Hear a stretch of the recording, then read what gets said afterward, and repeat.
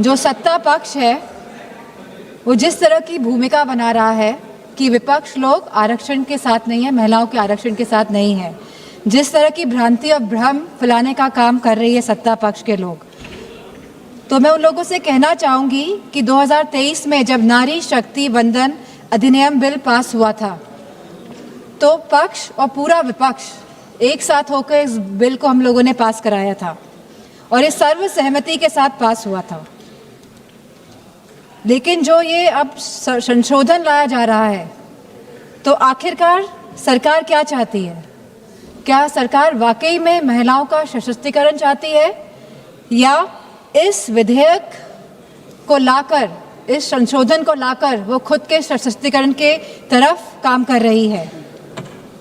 जब 2023 में विधेयक आया था तब स्पष्ट रूप से लिखा गया था कि जनगणना होगी और समाजवादी पार्टी का ये पक्ष था कि जातिगत जनगणना हो।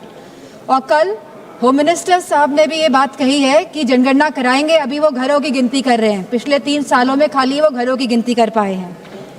तो जनगणना होगी, जातिगत जनगणना होगी, उसके बाद परिसीमन होगा और आरक्षण लागू होगा।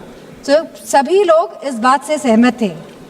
लेकिन 2024 में जब भारतीय जनता पार्टी की सरकार आई और पूर्ण बहुमत की सरकार नहीं पा पाई, सहयोगों के साथ लाई गई ये सरकार, तो जब ये सरकार आई तो 2024 में ही आपने जनगणना क्यों नहीं शुरू कराई? हमारा सवाल ये है।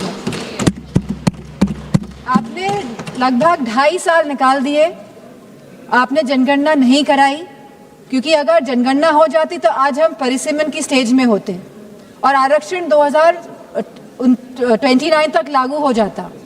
लेकिन आपकी मंशा ही नहीं थी कि 2029 पे महिलाएं आए और इस सदन में बैठे। अब अचानक ये जल्दबाजी क्यों दिखा रही है? 2026 में जहां अप्रैल का महीना चल रहा है तो लगातार जल्दबाजी क्यों दिखा रही है? सवाल इस बात पे भी होना चाहिए।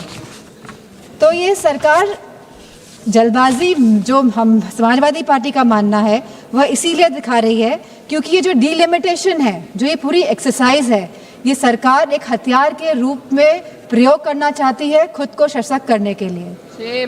हमने देखा कि कल हमारे सांसद कांग्रेस के, उन्होंने कहा कि किस तरह आसाम में डिलिमिटेशन कमीशन का प्रयोग ना होकर किस तरह वहाँ पे चुनाव आयोग जाके परिसीमन कर रहा है और जिस तरह से पूरी प्रक्रिया को अंजाम दिया और जो सेंसस यूज हुए उसमें वो 2011 के इस्तेमाल हुए।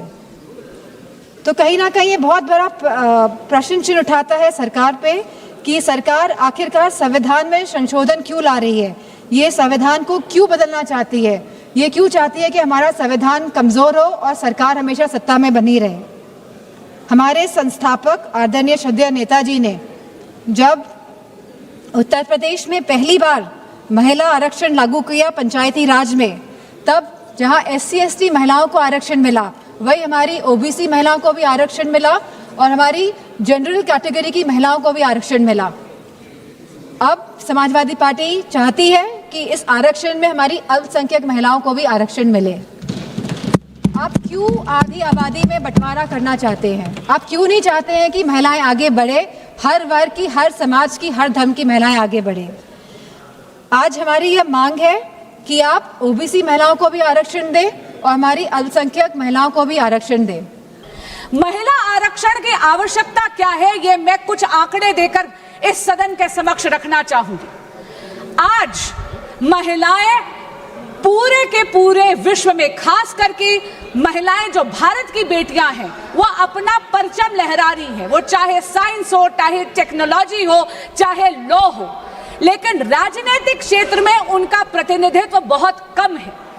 अगर हम 2024 का इलेक्शन देखें तो वहां पर महिला वोटर की तादाद पुरुषों के मुकाबले ज्यादा थी।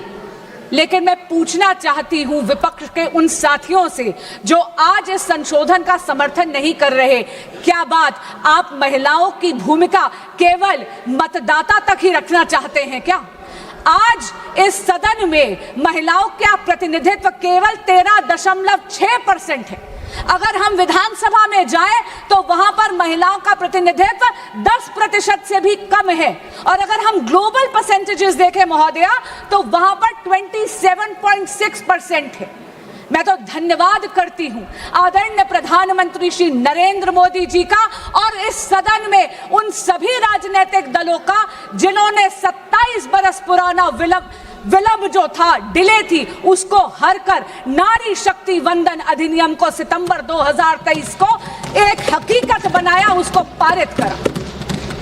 और महोदया मुझे अचंबा है कि मेरे विपक्ष के साथी जिन्होंने सर्वसम्मति से नारी शक्ति वंदन अधिनियम पारित तो कर दिया, उसे कानून तो बना दिया, आज वो इसे 2029 में लागू करने के लिए अपना समर्थन क्यों नहीं दे रहे हैं?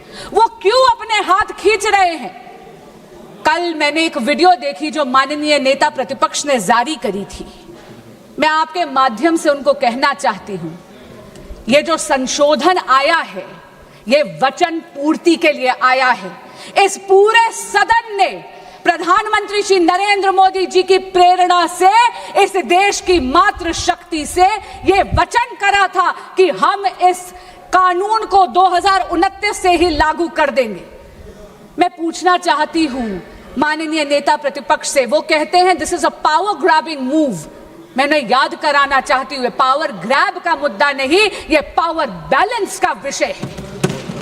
ये हक चोरी का विषय नहीं, हक के हिसाब का विषय है। और महोदया, बहुत विनम्रता से कहना चाहूंगी कि इस सदन को, इस देश की मातृशक्ति को उसके हक का हिसाब देना पड़ेगा। दल और राजनीतिक स्वार्थ से ऊपर उठकर, विचारधारा की भिन्नता से ऊपर उठकर इस सदन की जिम्मेदारी है कि हम इस संशोधन को सर्वसम्मति से पारित करें।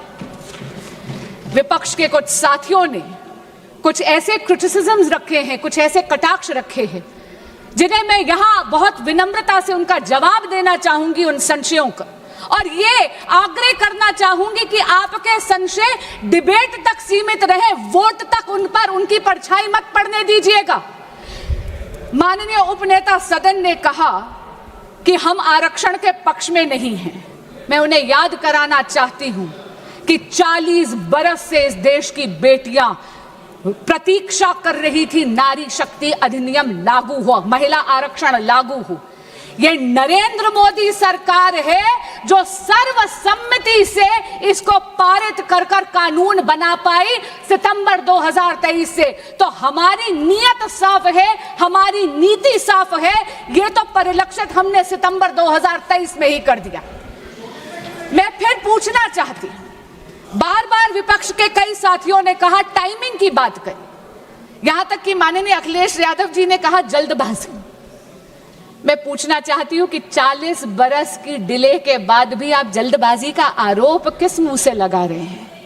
और रही बात इलेक्शन की, महोदय, जब तक कि एक राष्ट्र एक चुनाव का रिफॉर्म इस देश में लागू नहीं हो जाएगा, हमारी पॉलिटी का नेचर ये है कि यहां तो चुनाव हमेशा रहते हैं। मैं आपको एक व्यक्तिगत अनुभव बताती हूं। मुझे अभी 2 साल भी पूरे नहीं हुए एज अ सांसद। जून में 2 साल में कंप्लीट करूंगी, लेकिन बंगाल का चुनाव 7वां चुनाव है जिसमें योगदान करने का मुझे मौका मिल रहा है। इसलिए चुनाव तो यहां चलते रहेंगे, लेकिन चुनाव बहाना नहीं बन सकता हमारे देश की मातृशक्ति का हक मारने के लिए।